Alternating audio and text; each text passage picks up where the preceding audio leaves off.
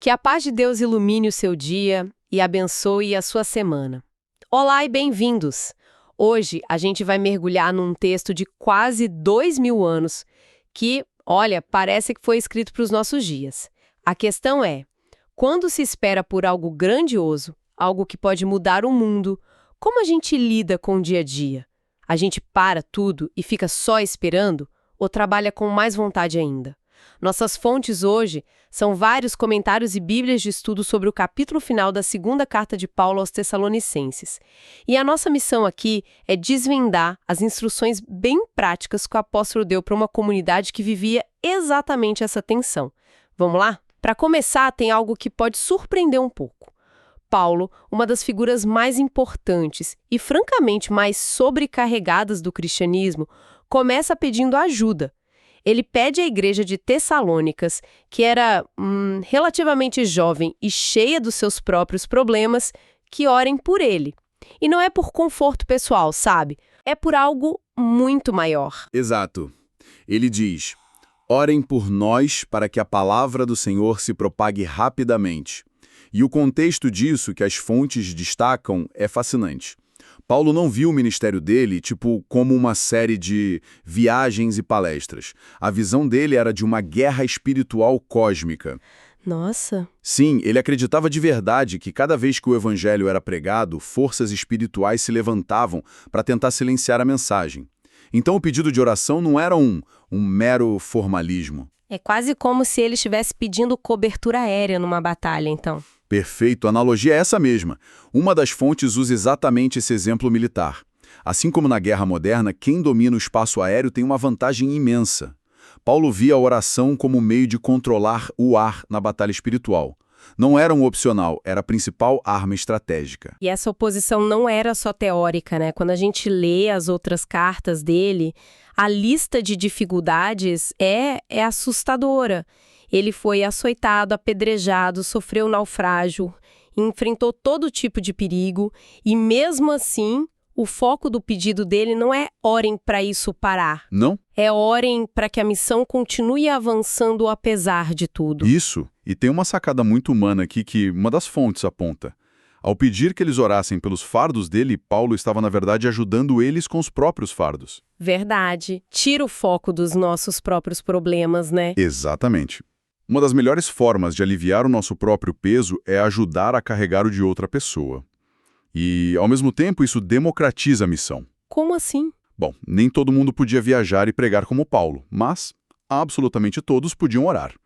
Uma criança, um sábio, todos têm o mesmo acesso direto. É um privilégio de todo filho de Deus. Perfeito.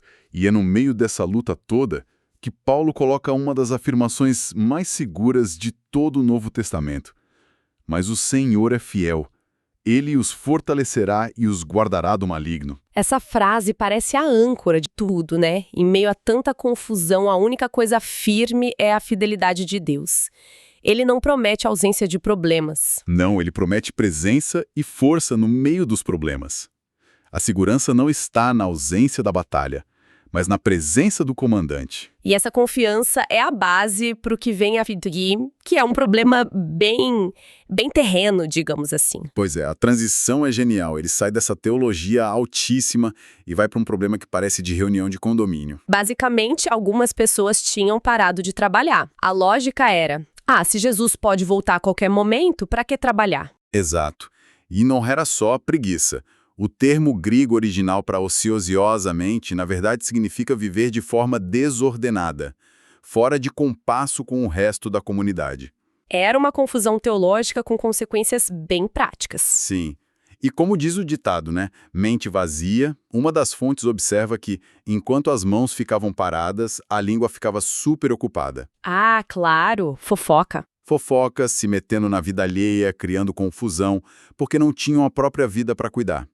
A ociosidade gerou desordem social. E a resposta de Paulo para isso é incrivelmente direta, quase brutal para os nossos ouvidos hoje. Ele não sugere um comitê, nada disso. Ele estabelece uma regra. Se alguém não quiser trabalhar, também não coma. Uau! Imagina isso hoje, né? Mas a nuance aqui, e todas as fontes ressaltam isso, é crucial. A ordem é para quem não quer trabalhar, Ah, bom. não para quem não pode. Exatamente. A igreja tinha um sistema para cuidar dos necessitados de verdade, viúvas, órfãos, doentes.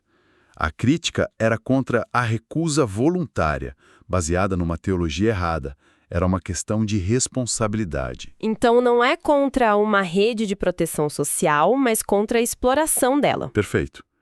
E para ninguém acusá-lo de hipocrisia, ele usa a si mesmo como exemplo. Ele lembra: nós trabalhamos arduamente, dia e noite, para não sermos um peso para ninguém. E essa parte me impacta muito. Ele tinha o direito de ser sustentado pela igreja. Era uma prática comum.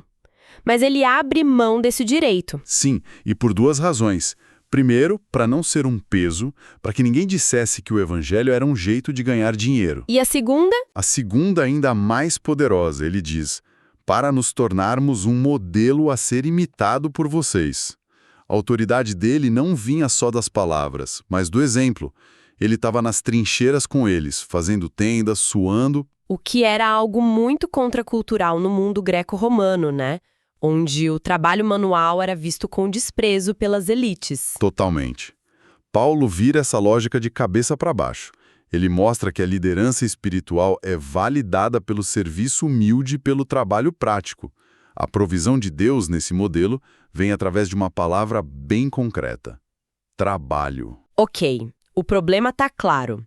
Um grupo se recusa a trabalhar e causa desordem. Como Paulo instrui a comunidade a lidar com isso? Ele dá duas instruções bem claras, uma para cada grupo. Primeiro, para a maioria que estava fazendo a coisa certa, ele diz: nunca se cansem de fazer o bem. É um encorajamento para não desanimar, né? Para não olhar para o lado e pensar por que eu estou me esforçando tanto. Isso. Um chamado para não deixar o cinismo vencer. Mas aí vem a instrução para o grupo problemático. E essa é bem mais dura. É a parte que ele diz: marquem-no e não se associem com ele, Exato. para que se sinta envergonhado. Essa parte soa muito áspera para a gente hoje. Parece cultura do cancelamento, ostracismo. Como as fontes ajudam a gente a entender isso? A chave é o motivo por trás da ação. O objetivo não era punir para expulsar, era restaurador. A vergonha aqui não é para humilhar, mas para gerar autoconsciência. É tipo um chacoalhão. Uma intervenção drástica para a pessoa cair na real. Exato. E a prova disso vem logo na frase seguinte. Ele imediatamente adverte: contudo, não o considerem como inimigo, mas chamem a atenção dele como irmão. Ah, isso muda tudo. Muda tudo. A disciplina é familiar. É como um pai que coloca o filho de castigo, mas o objetivo é sempre trazê-lo de volta. É a cura, a saúde da comunidade. Então, depois de toda essa disciplina de conselhos práticos, o tom da carta muda completamente no final. O coração pastoral de Paulo vem à tona. Sim, a conclusão é belíssima. É uma benção tripla. Primeiro, ele pede a paz do Senhor da paz.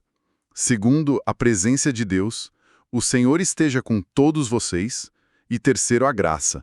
É um final que reafirma o relacionamento, mesmo depois de uma bronca. Com certeza.